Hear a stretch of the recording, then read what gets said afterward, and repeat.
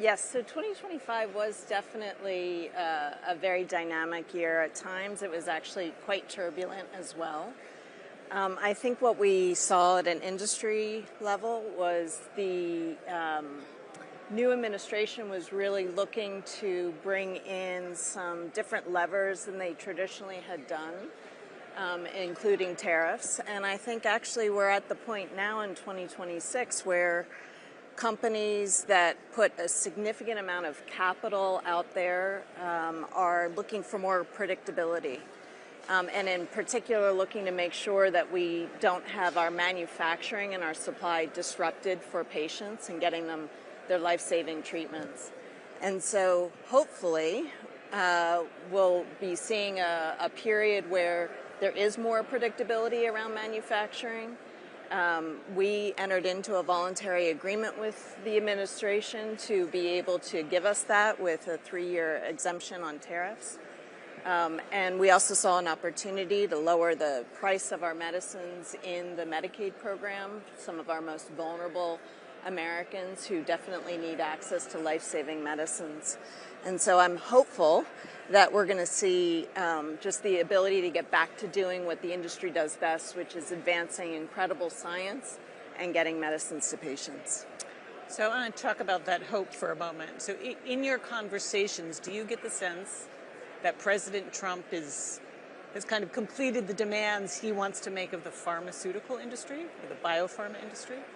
I think it's hard to speculate around where the president may be taking his agenda, but what I will say is that we're really at an interesting point in America where we have this explosion of innovation and science. It's really been flourishing over the last several years.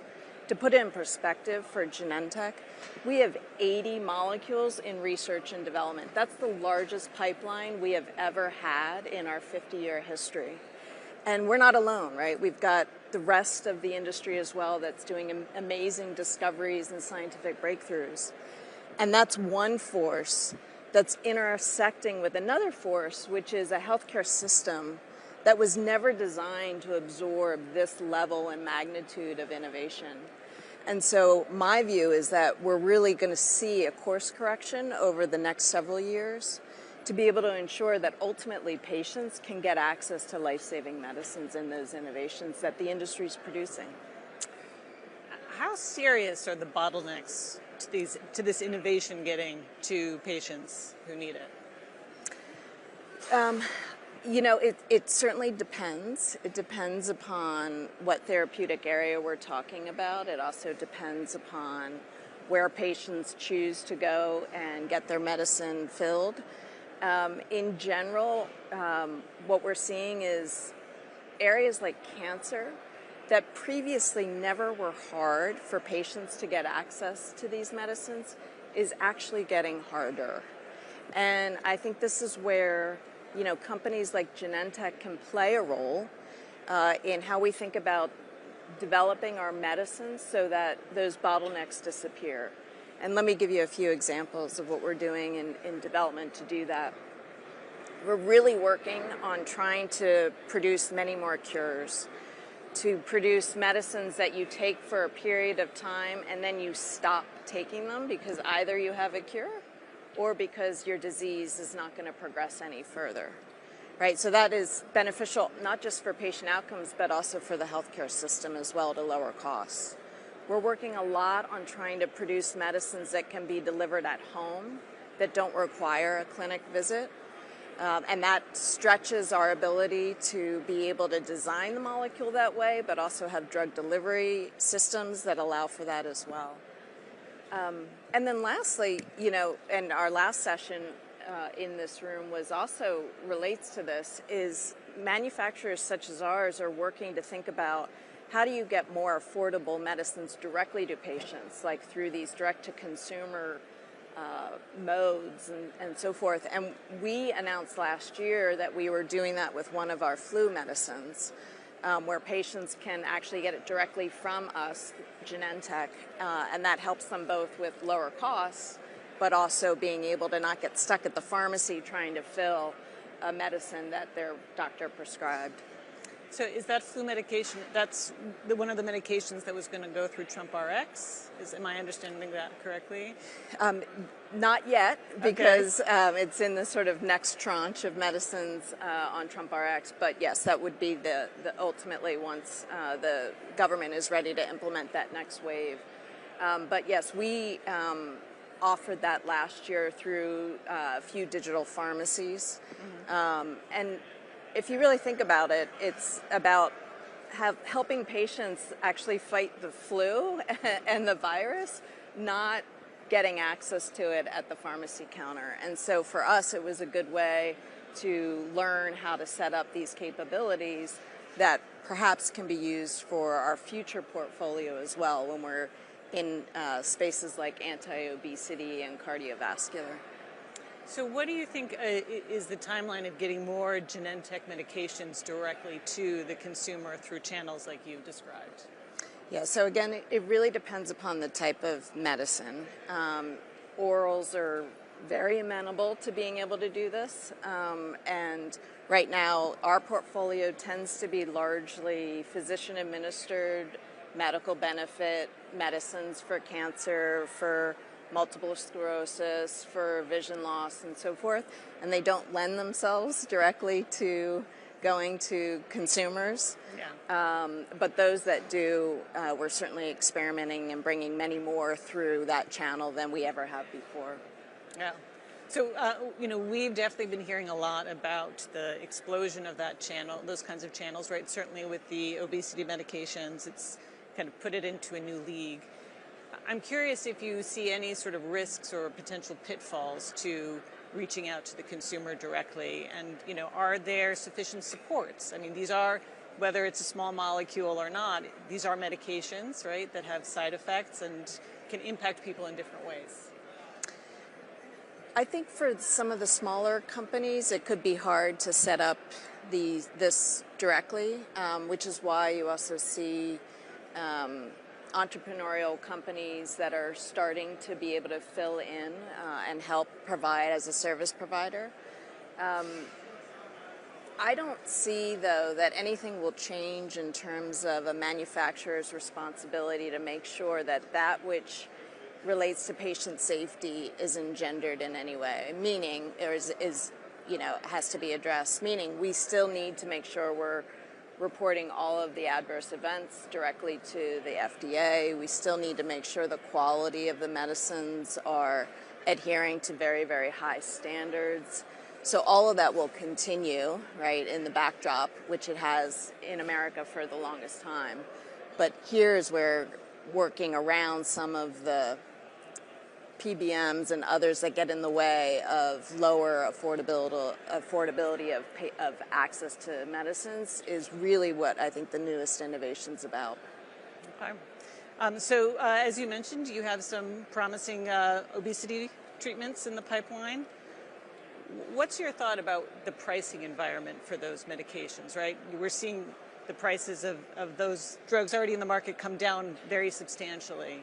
And so what kind of pricing might you be able to put forward in a few years? Yeah. Well, not having medicines available today and not being responsible for pricing those medicines that are available today, I think there are perhaps others that are better suited to talk about that environment. I think looking out more broadly, we have now a portfolio of anti-obesity medicines.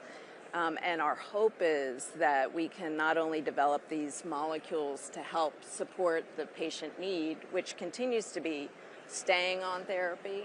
A lot of patients are dropping off therapy for various reasons. More tolerable treatment so that patients want to stay on, let's say, maintenance after they've lost the weight that they were looking to do. And then also combination therapies for those patients that are not getting a great response just with monotherapy. I think we look at how can you not just get these new medicines to patients, but also how can you get an affordable portfolio of medicines to treat all the needs across the patient population. Now, Genentech, you have a medication on the new list of drugs that are going to be subject to Medicare drug price negotiations, correct? You're referring to Xolair, yeah. Yes. I'm curious, what's your expectation going into those talks based on what you've seen in the most recent round, right? There were some dramatic price cuts for other companies' medications. Kind of how are you gearing yourself up for that conversation? Yeah, so this is part of the Inflation Reduction Act. Yes. That was passed several years under the Biden administration, where medicines that are really at the end of their life cycle, meaning 13 years for a biologic or 9 years for a small molecule, are subjected to Medicare price negotiations. And you're right to point out that one of our medicines, Xolair, which is for asthma, food allergy, and for CSU hives, has been selected. I think as we look at that, really what we're focused on is going in and having the discussions with CMS that are appropriate, talking about the value that this medicine brings and delivers, and then also we expect that there's going to be a biosimilar that will be entering later this year as well. And part of that statute really does look at making sure that if there is a biosimilar available, that there isn't a price negotiation that would somehow undermine the biosimilar market. So we'll also be working with CMS to make sure that they're aware of biosimilar entry. And have you begun that conversation yet? There's a very formulaic process of starting to have the engagement directly with CMS, so yes. Yeah. And then more largely, I mean, are these negotiations, do you expect they're just going to get tougher for the industry? I mean, or are they ever going to go away? I think once Congress passes an act and puts something into law, I don't see that reverses. So to the point around, does it ever go away? I don't think you see that with Congress. In terms of does it get tougher, I think it's, again, a very formulaic, according to statute, around which medicines get chosen, why, and then how you go through the negotiation. So I'm not sure that that's going to deviate significantly from now what's in law and then also regulations. I will say, though, that one of the things the industry talks a lot about, and pharma does as well, is just relates to the difference between small molecule having 9 years before going into negotiation and large molecule 13 years. And I can tell you what we've seen at the industry level is a chilling effect around research and development into small molecules. Because if there isn't that kind of longer tail to be able to recruit all the R&D investment, that's where you see smaller companies, you see kind of venture and private equity move away from funding that because of this difference in not having enough of a tail to be able to recruit all the R&D investment that goes into creating a molecule. No. I'm curious about the middlemen, the pharmacy benefits managers, and the other sort of players in this universe of the U.S. healthcare system. Do you anticipate, or are you hearing anything about this being the year where there's more pressure on middlemen, either from the federal government or from other quarters? Yeah, so there has been a lot of, I would say, public awareness now around how the high costs that some people are paying for their medicines does have to do with this middleman effect, right? So the U.S. is the only country in the world where 50 cents of every dollar is on a drug cost is not going to the manufacturer. It's actually going to the middleman. In this case, it could be insurance, PBMs, distributors, and the like. And I think it's coming to a tipping point. It really is. Congress has been holding a lot of hearings over the last several weeks exactly on this point to understand why the costs of healthcare more broadly continues to go up in our country, including, trying to pass some legislation as well for PBMs that would involve much more transparency rather than the opaqueness that exists in today's system. And then last but not least, you're seeing employers take action to be able to work differently so that they themselves, as the ultimate payer, are not trapped into paying more and more for medicines when they could be actually paying less. Can you talk about a few of the strategies that you're seeing that seem to really get at the problem of kind of shrinking that cost addition? Yeah. Yes, so absent having legislation pass around how PBMs are held to account, I can give you an example that is very specific to Genentech. So in 2024, we started to say there must be a different way to do this, and we ran a pretty thorough RFP process and found what's known as a modular PBM, so an entity that's willing to split out the services that they provide to an employer. And we started working with them on something which I think is actually really exciting, which is our own formulary that we set up for our employees. We now base that formulary not on obscure, hard to understand rebates that exist, but rather on evidence. So if there's more evidence for a medicine, our employees pay less out of pocket for that. If there's less evidence, they have to pay more in their copay in order to take that treatment and so forth. And just making that shift alone again, which is moving from something that is hidden, not easy to understand as an employer, to one that's much more transparent to the employer as well as to our employees, means that we are going to actually bend the cost curve on our pharmacy benefits, and we're going to save about $70 million over the next several years while we continue to get important treatments to our employees and their families. And I think models like this, can really work, certainly for the large employers that self-insure and pay for their own benefits for employees. I do want to invite questions from the audience, so if you'll see there's a QR code to send in questions, and I will try to get to them in the next, I think we've got another 10 minutes or so left, 12 minutes. All right, so Ashley, you've spoken about AI and the potential for transforming the way the biopharma industry works, right? Like in other industries. Where are you seeing the most impact right now from your use of AI?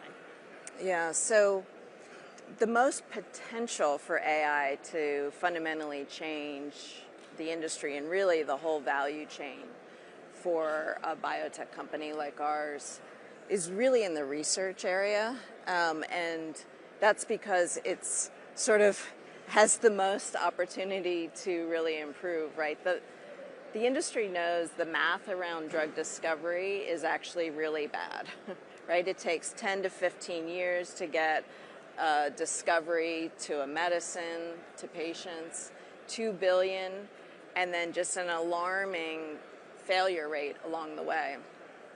So 5 years ago, our head of research and early development, Dr. Aviv Regev, who's a computational biologist, came to Genentech to lead research, and she said, "Oh, we can use AI." And I remember, and this was before ChatGPT launched, right? So everybody thought, what is she actually talking about? But what she did was she introduced this lab-in-the-loop strategy, which is really about taking massive amounts of data and computational power, putting it into an algorithm, having that algorithm predict what a scientist should do, take that into a wet lab experiment, take the results from that and feed it back into the algorithm, and create this kind of continuous learning loop that gets better and better and better with time. We've now 5 years in, people often ask, well, is this hype or are you actually seeing the results of this? And I can tell you we're now really starting to see the benefits of it. So a few just examples from our pipeline. We took a molecule that typically would have taken 36 months to develop or to create down to 10 months, right? And that's 2 more years, if we think about that a person living with breast cancer might be able to have with their family. We have also created these, we always do this at Genentech, we create these disease pathway maps so that we can really understand what are all the mechanisms to find a target to develop a medicine against. Those take us typically about a year to create. Recently, we were able to create 6 neurology maps in just a few weeks. And so think about that, how it could actually improve by years, maybe the next breakthrough for an Alzheimer's patient. And so we're really excited to see now, as we're getting into that period where it's starting to really deliver and against the fruits of research. And hopefully we can change the math of what we've seen forever in terms of research and development. So the other area where we've heard of a real impact of AI is in the work around regulatory submissions, right? It's a tremendous amount of, documents to sift through. I guess I'm curious, does AI, though, mean fewer jobs in the pharma industry going forward? And it's a question, by the way, in my field, we ask that, the same thing of the journalists. So. Yeah. I think the way we look at it is it really will augment the ingenuity of our scientists, of our drug developers, of the people working tirelessly on these submissions. I mean, you talk about these submissions, I don't know if anyone's ever seen one, but they can be like 500 pages that go into the FDA, right? And there's a real opportunity right now, too. I mean, so much around submissions is this kind of static start-stop clock, so to speak, with the FDA and the reviewers looking at it. Well, that's just reviewing science. If we really wanted to accelerate it, we could be creating much more dynamic data environments between sponsors and the FDA. And I think really the FDA, to be part of this, needs to develop further their technology platforms to be able to do this. And I think there's an awareness, and they've brought in some new leaders that are really helping them modernize and digitize how they accept these submissions from sponsors such as us. So it could potentially really change the review times as well, which is what the ultimate goal should be. Do you think they're moving fast enough now? I think that they have an awareness. They recently made an announcement they're moving to one platform for AE reporting, adverse events reporting. That's a great example of how they're trying to bring together what are these legacy platforms across multiple ones to try to speed up something like AE detection and ensure safety. Yeah. And how in general is that conversation going with the FDA right now? There's been a lot of disruption at the agency. There's been a lot of turnover in the leadership under the new administration, people coming in, also leaving rather abruptly. What is your conversation like with the FDA? So we're watching all this quite closely. We have not experienced disruption with any of our filings, and we'll keep a close eye as well around it. And do you think that differs because you're Genentech as opposed to a smaller biotech company that's trying to get its submission noticed? You have a relationship, right? Yeah, I think it's hard to speculate as to why each filing is different. I will say at Genentech, we just have uncompromising clinical standards, and we have a track record of that as well. I think we also have a lot of experience with filings across so many different disease areas as well, and so as we engage with the agency, we always adhere to the highest clinical standards possible, and that may also mean why our filings and reviews continue as sort of expected. So I'm going to try and read one of the questions from the audience. It's a little far for me. What is your boldest 2030 prediction? That's a good one. That's your vision. Yeah. So if I think about that from just a company perspective, by 2030, we really hope to have some serious diseases addressed. The one that I am really paying a lot of attention to in our pipeline is a molecule for Alzheimer's. And I think if that, we just advanced it into pivotal studies, if that holds up according to the way in which the data read out in phase 2, I think we could see an entirely new paradigm of how patients with Alzheimer's are treated, and what that could mean for caregivers as well. Less treatment burden, and the ability to, coupled with the Roche diagnostic blood-based test to rule out Alzheimer's, I think you could really see a change on this disease that right now is causing just enormous strain on people, on caregivers, and on the healthcare system as a whole. All right, I'm going to try one more. Let's see if I can read it.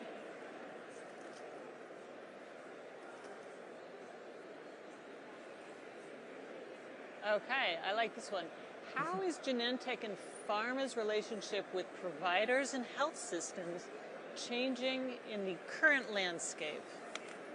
How is Genentech, I'm sorry, I missed the last part. How is your relationship with providers and health systems changing, right? So much disruption, new policies every other week. What is that interaction like? Yeah, I think with health systems and providers, I mean, that's an area that we know deeply and profoundly across the country. We are organized in somewhat of a different and unique way maybe than other companies, which is we organize around the local healthcare ecosystem. And that's because healthcare is practiced very differently in New York than it is in California. And so our ability to kind of evolve and adapt to meet the needs of those local healthcare system continues to go on and to flourish, actually, because that's purposeful in terms of how we organize our people. I think in terms of, I think, Michelle, you added on, how are we then also interacting with policymakers? Through this a lot at the state, at the local level, and at the federal level. We spend a lot of time really talking about what's important in the U.S. to have innovation and this richness of the scientific ecosystem for innovation.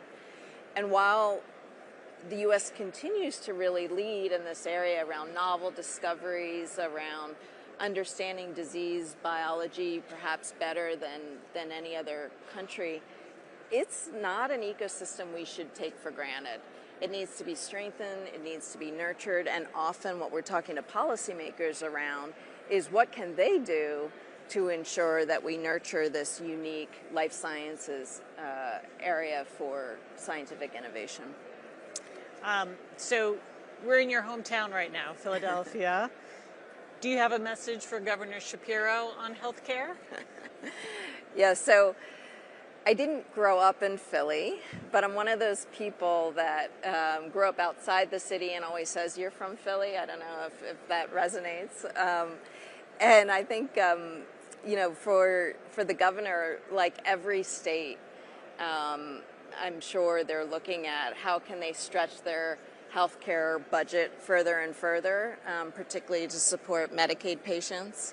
And I think that, you know, that's an area where continuing to focus on the medicines that deliver the best evidence and that save the healthcare system money is really where to put the emphasis.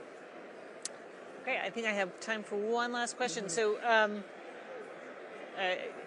as a woman CEO in the pharma industry, where there are not that many, how would you describe, you know, what will it take to see more women represented in leadership in pharma?